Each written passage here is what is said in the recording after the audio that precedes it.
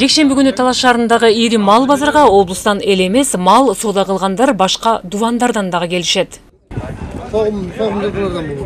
Элчи Миктажыканов дайым мында келип соода кылат. Анын айтымында мал базардын абалы мурда оор болчу. Өтө эле жангейиштүү болчу. Бул жерге жашка макул ушундай убакта келгенде мал базарга басалчу эмеспиз.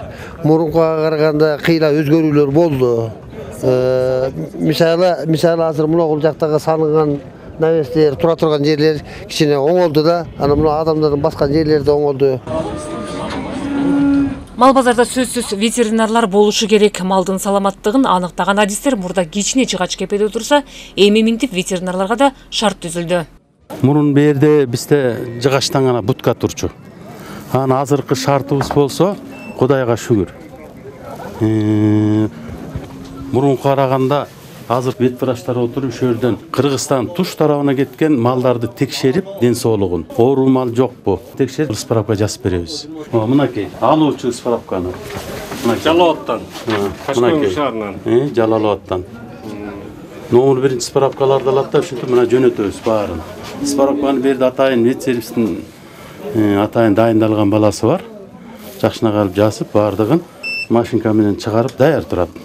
Таласта Айтматов районунда жана Талас шаарында гана ири мал базар бар. Министрлер кабинетинин тапшырмасы менен мындагы начар абал жакшыртылган. Адам басуучу бир таман жолдор, бодо малга мындай бастырмалар салынган. Сатарман, алармандар үчүн санитардык шарттар дагы каралган. Шарттары жакшы, мурунчалык эмес эле. Азыр бардык нерсенин справка, чек, коркунуч жок, болбосо Меме бирка номерларын басып берет. Мурун деген берде эме ок каташтын баары жакын болчу, аны баары вет врачтар эмелер киришип аны көчүрүп дегенде эмерек четкерек кылды. Ал эме ичин баары асфальтталды, монтип тротуар кылып, берге уйдун байлай турган, жылкы байлай турган навес, кой байлай турган навес жасалды. Деген менен базарда дагы да болсо шарттарды жакшыртуу зарыл экенин соодагерлер айтышат. Ал эми райондук бийлик мал базарда иреттөөгө алдыда дагы да пландар бар экенин белгилешти. Керек болсо жери трансформация болгон эмес болчу. Биз анын баардыгын трансформациядан өткөрүп, анын иштөө багыттарын түздөп, 1 гектар 12 сотук жер. 1 гектар 12 сотук жер. 600-700 метр квадрат жерибизди навес кылдык, ыңгайлуу шарт түздүк. Биз бул менен токтобойбуз.